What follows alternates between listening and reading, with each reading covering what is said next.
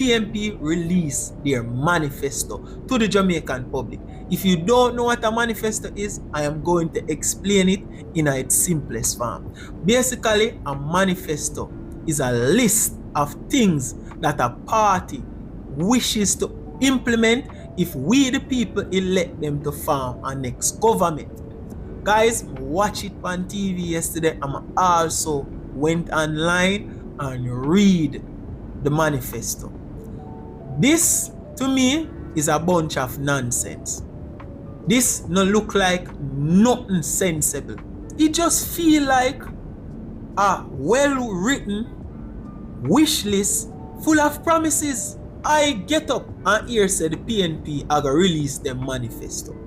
I thought that when I listen to the manifesto and read the manifesto, that I would get inspired by this manifesto. Because remember, you know, the Jamaican people have been begging for this for how long, and the PNP said they would release this information when Andrew called the election, because they didn't want Andrew thief them idea. But when me read this manifesto, there was nothing amazing in this manifesto. When we read it, it's all rinse and wash and repeat ideas. Ideas going back as far as PJ Patterson, especially around education. And this is why a lot of the ministers that came up, shadows minister like security minister and all of that, only spend a short time. Because majority of these ideas that are in this manifesto, this government has implemented them and have plans on implementing them. The minister that spent the longest on the stage was Damien Crawford, talking about their plans for education. And even with that, the plans that Damien Crawford came up and talk about, it's the same plans that they were mentioning on the campaign trail. The same plans that the Jamaican people reject. And they told us that these were not plans, these were ideas, just throwing them out there to the Jamaican people, a little feeler. That's the same set of plans that are in the manifesto. So tell me now, are this we did a wait pan? Are this the whole anticipation did a bill for? Foolishness? Because when a sensible person read this, them know say this a shit. A lot of these plans, especially the one that surrounding education, if these plans implemented, Jamaica get, me I tell you straight. And we're going to talk about some of them right now, because me need for sure you guys say this manifesto a crap. Big waste of time. After sitting down and listening the manifesto, I said to myself, say, all right, come in, we are going to read it. We can pick out the information better that way. The first thing me notice, reading the manifesto and going through the manifesto, misspelling after misspelling after misspelling, down to simple words like church were misspelled. And I couldn't believe it. Me shock when I see it blueprinters. And the reason why I'm shocked was because these are the same set of people that did condemn the government the other day when them released them book of achievement and Jamaica was spelled wrong. One word was spelled wrong, type error. But when you read for the manifesto, the amount of word was spelled wrong in this manifesto, I couldn't believe it. Chaka.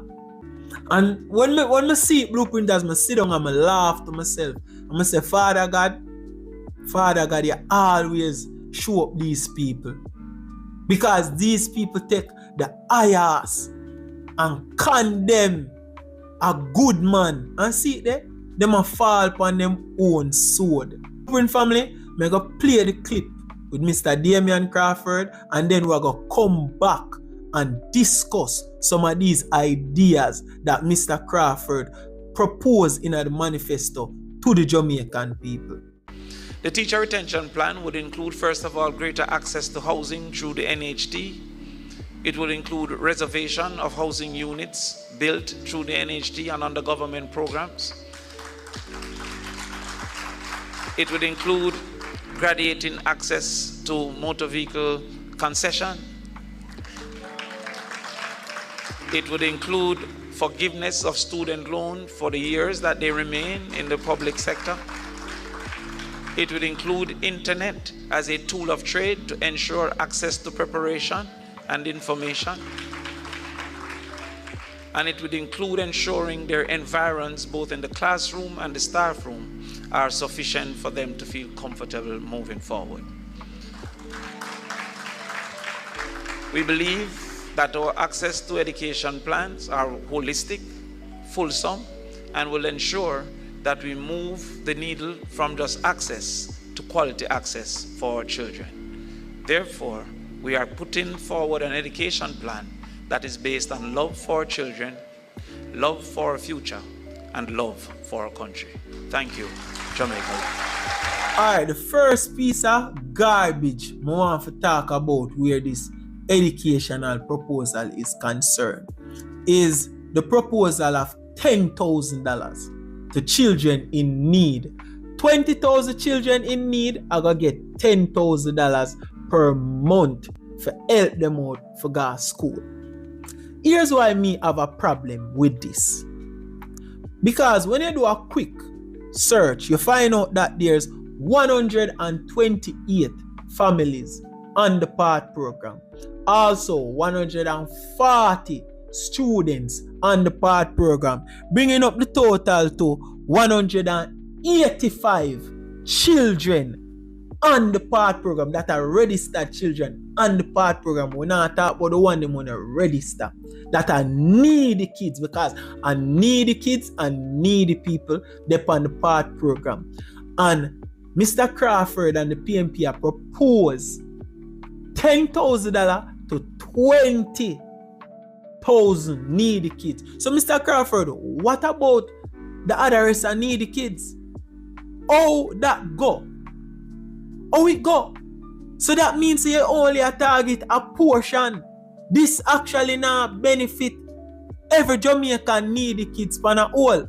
Next crappy idea is getting teachers are gonna get access, greater access to NHT housing, meaning that teacher are gonna put as priority, number one priority if you get house.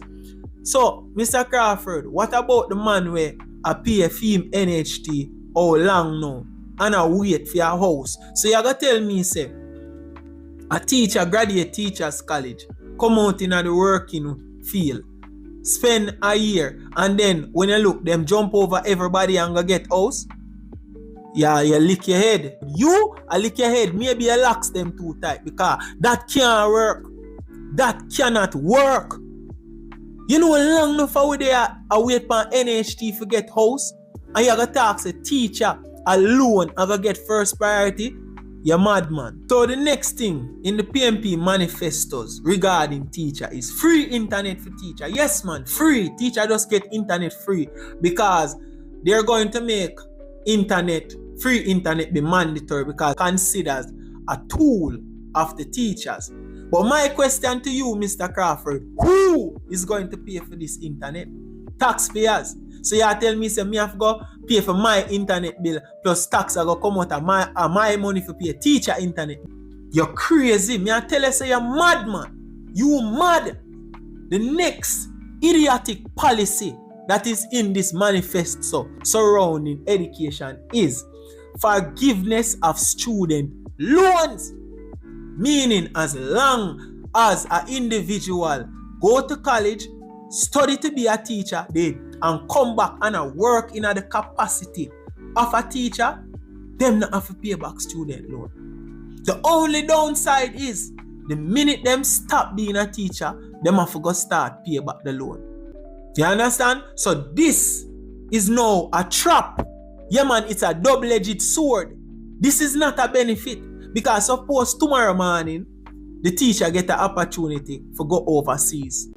She have to decide, say, yo, is either she going to stay in a bondage or she go overseas and have to pay back this loan. What kind of benefit is that?